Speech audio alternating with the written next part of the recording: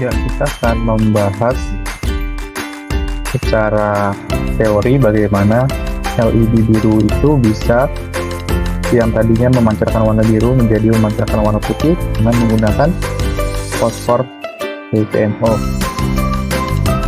Yang apa itu LED bagi yang belum terlalu memahami atau bahkan agak asing, kita akan coba jelaskan bahwa LED itu adalah komponen elektronika yang dapat memancarkan cahaya monokromatik ketika diberikan tegangan maju.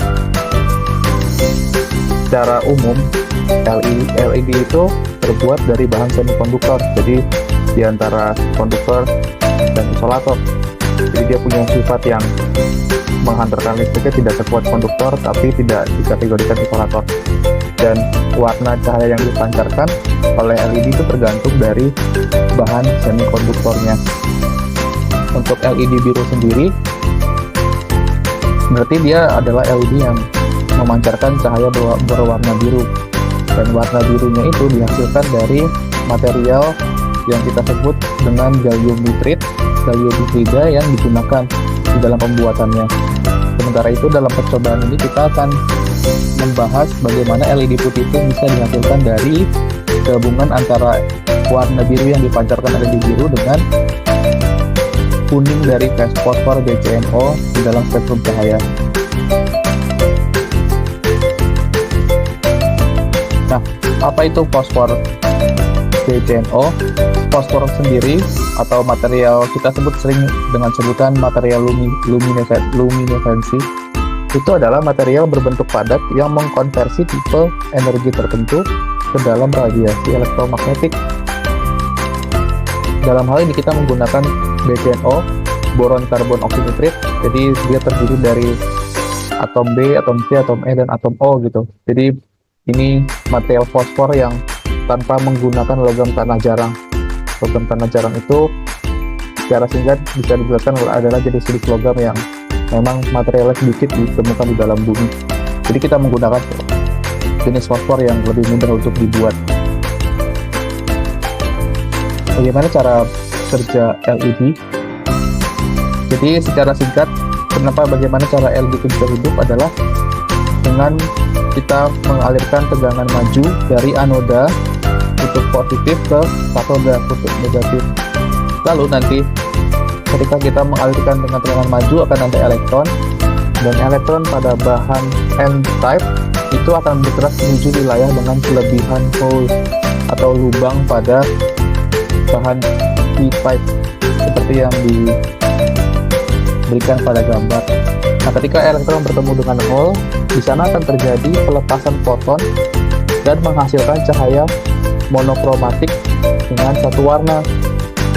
Jadi terjadi pemancaran cahaya itu ketika elektron bertemu dengan hole. Kurang lebih seperti itu bagaimana LED bisa bekerja. Nah, kita akan membahas percobaannya gitu, bagaimana LED putih itu bisa terbentuk gitu. Jadi sebelumnya kita perlu melakukan sintesis ya, pembuatan fosfor BCNO.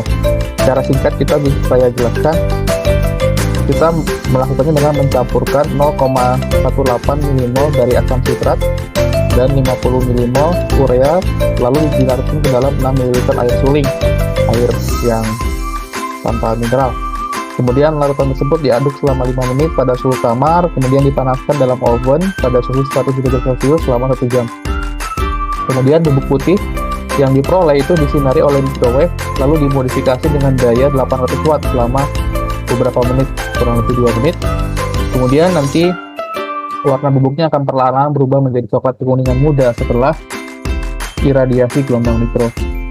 Jadi ini contohnya, ada perubahan warna sebelum dieksitasi dan setelah dieksitasi. Nah, kemudian kita perlu membuat rangkaian LED-nya. Kita susun rangkaiannya secara seri supaya lebih mudah untuk mengatur resistornya. Lalu kita juga perlu menggunakan resistor yang sesuai agar LED tersebut tidak putus. Dan setelah itu kita bisa sambungkan semua komponennya dimulai dari resistor, LED itu sendiri, kabel, dan seterusnya. Kita menggunakan breadboard, dan saya tunjukkan apa itu breadboard.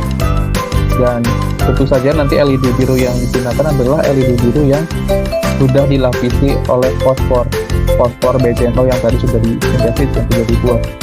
Kemudian kita berikan variasi tegangan untuk menentukan nilai tegangan threshold LED biru yang dilapisi fosfor.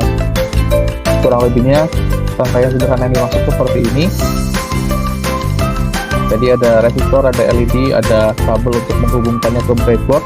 Breadboard itu yang bentuknya kotak putih ini adalah semacam papan sederhana yang bisa digunakan untuk membuat rangkaian mini atau kecil.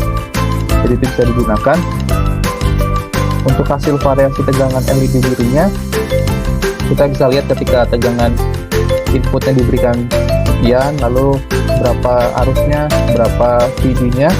VD itu berarti tegangan setelah diberikan resistor gitu, tegangan yang keluar gitu ya, tegangan output. Dan ini merupakan hasil tegangan LED biru yang dilapisi fosfor alias LED yang sudah berwarna putih. Jadi ada perbedaan di sana. LED putih sendiri itu jadi nanti dia akan memancarkan warna putih. Ketika LED biru itu yang sudah dilapis fosfor nanti dinyalakan, maka dia akan memancarkan LED berwarna putih. Demikian pemahaman tentang eksperimen yang sudah dilakukan. Semoga bisa bermanfaat dan bisa dimengerti. Ya, sampai di sini dulu.